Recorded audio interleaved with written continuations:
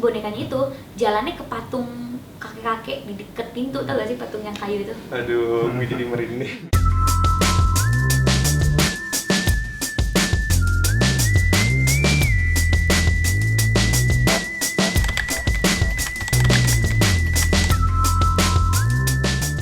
Oke, aku berperan sebagai Risa di film Danur.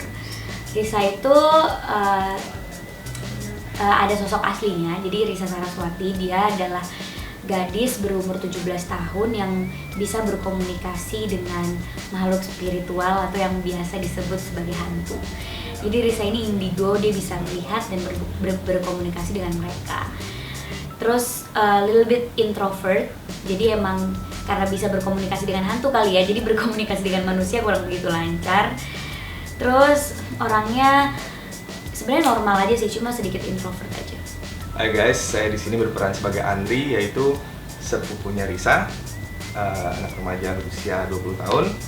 Di sini di cerita ini saya ditugaskan sama tante Dita, yaitu ibunya Risa, untuk menjaga Risa dan Riri, adiknya Risa. Nah, disuruh jaga karena ibunya udah tahu nih suka aneh-aneh soal aku gaib lah itulah. Terus di saat saya jaga banyak kejadian aneh dan di situ terjadi sebuah ada sosok yang muncul. Sempat jadi korban juga. Iya. Jadi film.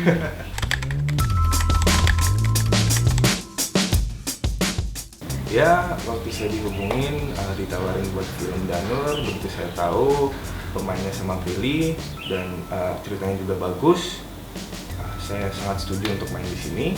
Dan sebelumnya belum pernah ya kita ya bareng. Belum. Dan saat bisa main bareng sama Prilly, saya sangat kagum ya sama cara mainnya Prilly ya. Dia di lokasi seperti apa ya kan? Wah, sangat salut sih sama Prilly. Thank you. Kerjanya keren banget. Ya seperti biasa sih, kayak MD over my manager, what like I like to cast in horror movie. Terus aku emang dari dulu pengen main film horor, cuma aku nggak yang gampang bilang yes untuk film yang ditawarin ke aku kan. Cuma pas MD ngasih aku skrip, terus dia bilang kalau horor ini best true story, terus aku baca novelnya juga, aku langsung bilang yes. Karena this is what I want for a long time gitu kan, main film horor yang bener-bener horor, yang nggak mengedepankan sisi lain, tapi bener-bener mengedepankan seremnya, cerita nyatanya gitu. Jadi aku langsung bilang yes. Karena ini kisah nyata dari Risa Saraswati. Saat kita garap film itu kita merasa kayak wow, ini bener terjadi sama orang ini, serem banget rasanya. Dan novelnya juga bestseller, jadi kayak siapa yang nggak mau gitu kan.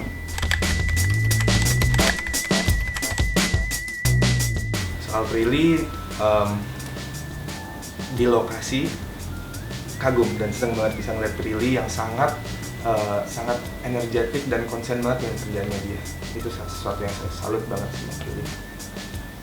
Sama sih, aku juga Indra juga kalau di lokasi dia bukan tipe pemain yang banyak ngomong terus pas acting zong gitu. Banyak kan yang kayak gitu, kayak banyak ngobrol akrab tapi pas action malah tiba-tiba nggak klik gitu. Jadi dia justru tipenya yang ya ngobrol tapi nggak yang bercanda berlebihan, nggak yang ngobrol berlebihan, pasti serius gitu. Aku lebih seneng yang kayak gitu sih. Ya buat apa kita ngobrol di luar set tapi pas di set kita nggak bener gitu actingnya. Jadi ya pas udah set kita tuh actingnya udah kayak kita nggak pernah diulang-ulang banyak gitu ya. Kita kayak paling 2 kali take, 3 kali take gitu-gitu aja sih. Dan Prilly di lokasi juga dia berbaur dengan semua orang. Itu hal yang sangat bagus. Ya, sama anak kecil ya kan, anak kecil itu menggemaskan sekali.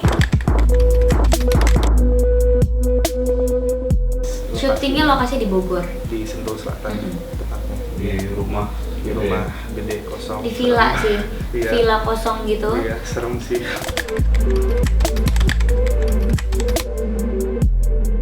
Waktu proses syuting nggak ada sih. Waktu proses syuting paling kejadian-kejadian yang kayak, jadi yang jadi adik aku itu Sandrina ada properti boneka, terus dimainin. Terus si bonekanya itu kalau dinyalain dia bisa jalan. Nah terus bonekanya itu jalannya ke patung kakek kakek di deket pintu, tau gak sih patung yang kayu itu? Aduh, jadi merinding. Tahu gak patung Tahu. itu? Nah terus jalan ke situ terus kayak, kok jalannya ke situ terus gitu kan? Enggak kebetulan gitu kayak gitu kan. Terus akhirnya diulang lagi, udah. Akhirnya yang ketiga kali mau diulang lagi, cuma aku geser. Coba kita geser patungnya tetap mengarah ke patung nggak? Kita geser patungnya tetap mengarah ke patung. Terus kita kayak wah teriak gitu. Jadi ya itu paling kejadian anehnya sih. Nggak boleh spoiler ya, cuma aku sebutin di mananya. Adegan yang jadi favorit aku adalah di piano. Itu favorit aku. Saat aku memanggil mereka, aku nyanyi boneka Abdi. Iya, itu pertama kalinya si Risa akhirnya menyanyikan lagi boneka Abdi. Dan itu kayak Setelah sekian lama aku pun merasa merinding banget pas proses pemanggilan itu. Karena kameranya, jadi dari ruangan itu kameranya tuh di luar. Jadi aku di ruangan itu sebenarnya bisa dibilang sendiri karena kameranya dari luar gitu, dari kaca. Jadi pas pemanggilan itu aku benar-benar merasa kayak oh my god, kayak ada yang I'm coming, kayak ada yang gitu loh. Kalau saya mungkin adegan yang I like the most, yang pas saya duduk sama Risa, adegannya Risa menceritakan bahwa di sini ada suster baru. Nah, saya nanya sama dia, mana susternya? Nggak ada. Iya. Gitu. Di saat dia pertama kali nemuin keanehan ya. Iya, itu dia. Karena saya kan memang nggak bisa lihat, dan salah satu adegan yang saya suka juga di saat saya pertama kali melihatnya, dia menampilkan diri suster itu dan merasuki saya. Emang si Peter Chase ini dia cerita sama aku suka dinyanyiin sama neni mereka lagu boneka Abdi. Jadi kan mereka itu susternya orang Indonesia, suster mereka. Jadi pengasuh mereka itu orang Indonesia. Sebelum mereka tidur tuh pengasuh mereka selalu nyanyiin boneka Abdi. Abdi tea. Supaya mereka anak-anak yang pokoknya lagu tentang anak-anak gitu. Aku juga nggak pernah dengar. Aku baru dikasih tahu sama Karissa. Jadi kalau kita nyanyiin lagu itu, mereka bukan sekedar hadir, tapi mereka mengelilingi kita. Jadi kalau misalnya aku lagi takut karena ada yang gangguin, terus apa yang ditemenin sama Peter nyanyi lagu itu, terus ntar dikelilingin sama mereka. Tapi sebenarnya tetap takut. Tapi sebenarnya takut tetapnya mintanya ke Tuhan ya. Cuma ini kalau lagi iseng aja. Lokasi syuting aku bukan Danur nih, misal lokasi syuting sinetron aku yang sekarang kan. Ya lokasinya gitu kan, kayak banyak pohon dan segala macam. Kalau udah maghrib tuh aku udah yang please ayo kita main kartu yuk gitu. Aku nggak boleh fokus karena kalau aku fokus aku ngeliat gitu, dan aku nggak mau ngeliat gitu. Jadi kayak kalau lagi syuting, aku tuh sekarang kalau lagi syuting aku pasti berbanyak ngobrol sama lawan main aku main handphone, aku lihat YouTube, aku main kartu Uno. Jangan biarin aku fokus, karena kalau aku fokus aku pasti ngeliat gitu. Soalnya ada kejadian juga di lokasi, cuma aku emang nggak mau bilang sama siapapun kalau aku lagi ngeliat gitu. Jadi aku pura-pura nggak tahu, soalnya takutnya kalau aku bilang pada takut kan. Dan biasanya kalau aku bilang tuh si makhluknya kadang suka nggak suka kalau aku bilangin ada tuh di situ. Nah dia suka nggak suka, jadi pura-pura ngeliat aja. Kak Syafira Danish itu menjadi salah satu spotlight ya di Danur. Dia menjadi sosok gaib yang jahat dan wow banget sih. Banget cara meranin. Wow banget. Aku tuh udah tahu kalau dia adalah pemain yang benar-benar smart banget pas reading. Jarang ada pemain yang reading bawa catatan. Biasanya aku kalau syuting film yang bawa catatan tuh cuma aku sendiri, karena aku sangat detail masalah karakter dan aku juga sekolah acting kan. Dan pas aku reading Danur, aku nggak sendiri bawa catatan, dia juga bawa catatan. Jadi aku kayak ngerasa berarti dia orangnya detail kayak aku. Karena biasanya kan orang kalau reading cuek aja gitu kan. Kalau aku tuh nggak bisa, aku kayak ngatur. Every word yang aku keluarin dari mulut aku itu harus ada meaningnya, harus ada artinya apa gue ngomong kayak gini, kenapa gue ngomong gini, motivasinya apa. Dan dia ternyata juga kayak gitu. Jadi dia salah satu pemain yang detail banget juga. Dan dia gila sih maininnya, aku senang sekali. Kebetulan di saat reading saya nggak bisa hadir, masih di luar negeri, tapi di luar pun saya juga nyata. Berarti semua pemain sini hebat. Berarti semua pemain di Danur hebat semua ya, dan anak kecilnya pun. Wah. Ya mereka kan anak kecil ya. Aku kira ya udah anak kecil nih main-main, tapi enggak, ternyata mereka duduk terus diajarin sama acting coach actingnya seperti apa, mereka yang diem merhatiin, terus mereka yang daya tangkapnya tuh cepet. Biasanya kan anak kecil lupa-lupaan ya, ini tuh pas take mereka udah inget mereka dialog abis siapa, terus mereka pas aku nangis mereka harus ngapain, terus lari-larinya harus gimana ya. Bagus ya anak kecilnya juga. Casting directornya juga jago. Casting directornya jago milih pemain-pemainnya berarti.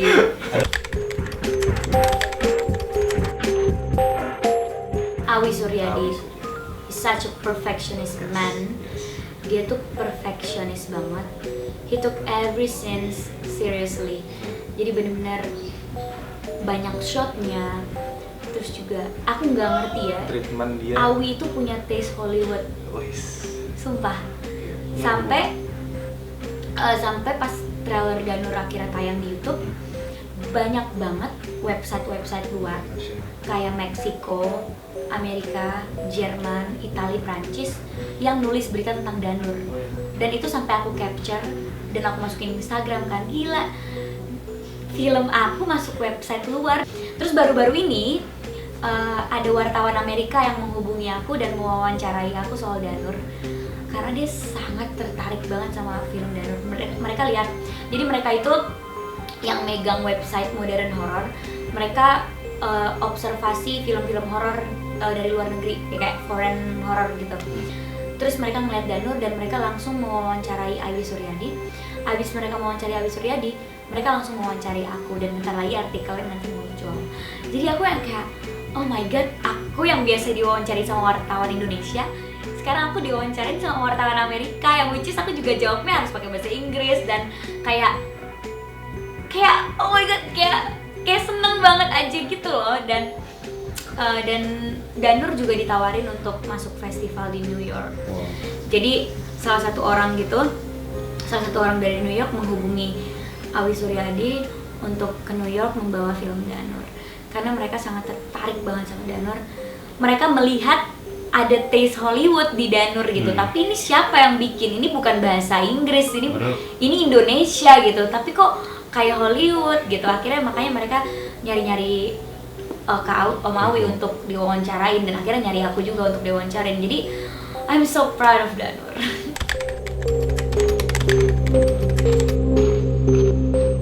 Ya pastinya mereka tertarik karena ini based on the true story, terus campuran kan kayak Indonesia tapi ada hantu Belandanya juga.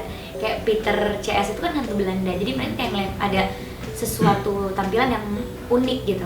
Indonesia terus ada hantu Belandanya, ada hantu lain juga selain Belanda, ada hantu Indonesia juga. Terus kayak lokasinya yang pastinya kayak pohon-pohon gede segala macam, itu kan mungkin di luar negeri jarang ya. Itu sih mungkin yang sama, mungkin mereka tertarik sama lagunya. Pemanggilan Peter CS itu kan pakai lagu Boneka Abdi, itu lagu Sunda kan. Jadi mungkin mereka kayak ini lagu apaan sih gitu kan. Jadi ya dari situnya sih.